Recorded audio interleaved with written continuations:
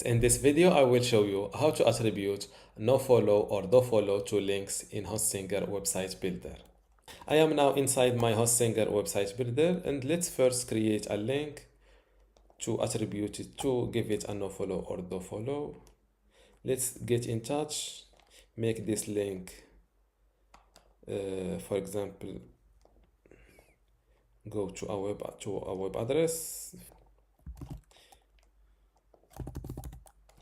Now under next to make link nofollow, you can enable it or disable it. You need to know that all links in Hostinger Website Builder are set to dofollow by default. So if you want to make it a nofollow, you can enable this option.